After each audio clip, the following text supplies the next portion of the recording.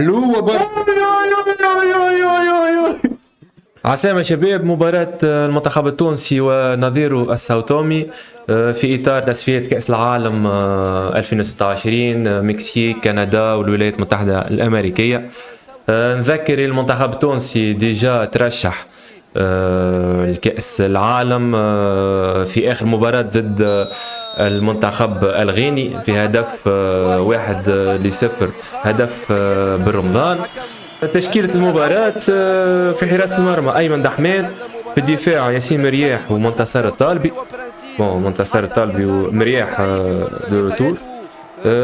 علي العابدي ويان فاليري. في الوسط الياس خيري، حاج محمود، اسماعيل الغربي. وفي الهجوم سليتي سعد وشوات. توقعاتك على المباراة؟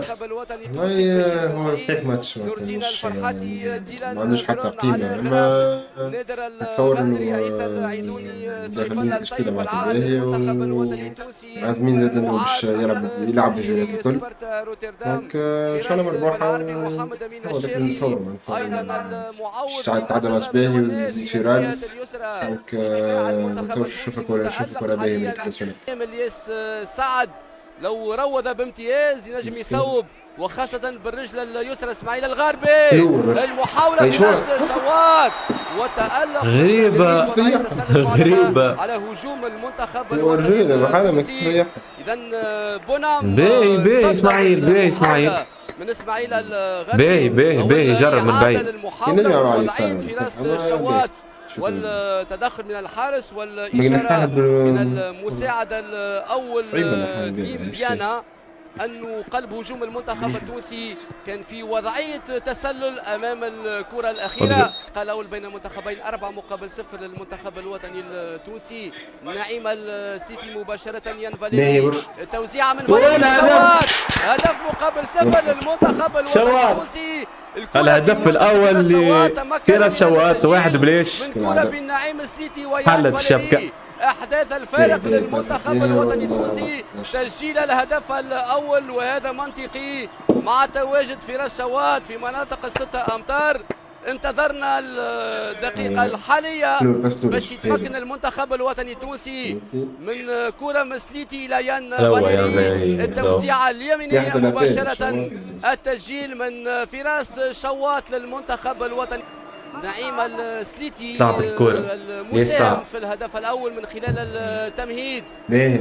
إعادة من جديد للمحاولة المنتخب.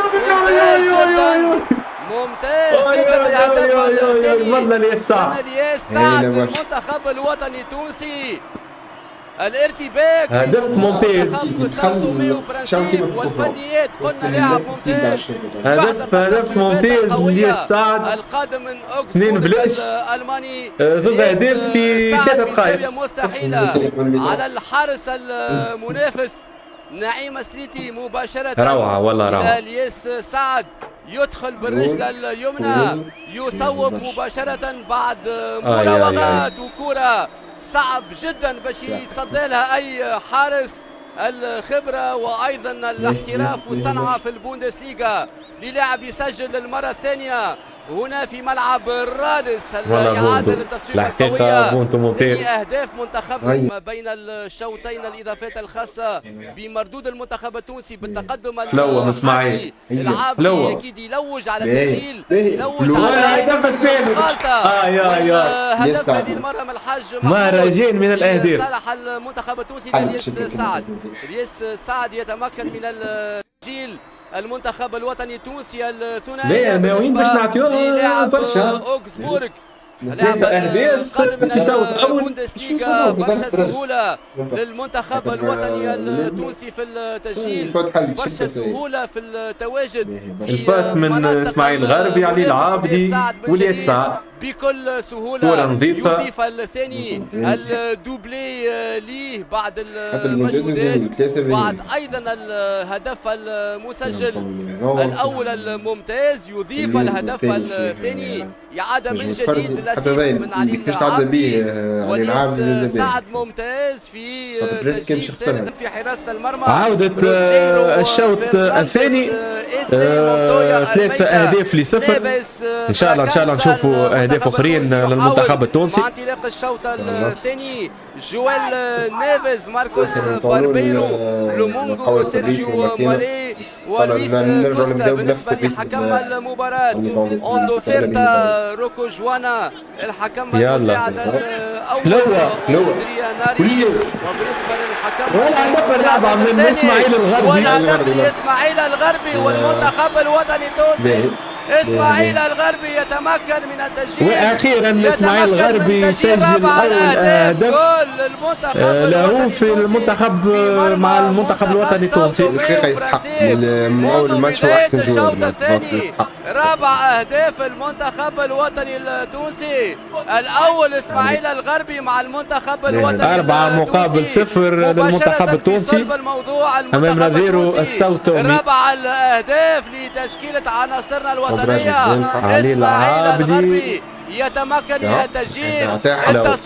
ضربة جزاء للمنتخب التونسي عن طريق حمد علي بن رمضان. يلا حمد علي بن رمضان المتابعة لضربة الجزاء، صنعها اسماعيل الغربي حصل عليها من خامس الاهداف، 5-0. والهدف الخامس، الهدف الخامس للمنتخب التونسي عن طريق محمد علي بن رمضان. شكشوكة وساوتومي وبرانسيب. ضربة جزاء، سجل هدف اسماعيل الغربي، ربح ضربة جزاء والتسجيل من جانب محمد علي بن رمضان اللي هو الاختصاصي، هو رقم 1 لسامي طرابلسي. واضح الكرة المستوري حبذ هذه الكرات والتوزيع علي بن رمضان، صوب بن رمضان ولا هدف السادس. المنتخب الوطني التونسي دوبلي من محمد علي بن رمضان. محمد علي بن رمضان والمستوري صراحة معناها وجه الكرة مباشرة، ضعيف برشا. محمد علي بن رمضان منتخب واضح روض وسدد، و6-0 للمنتخب الوطني التونسي. نتيجة عريضة هنا في رادس مع بروز عديد اللاعبين اللي حبهم يبرزوا المدرب سامي طرابلسي.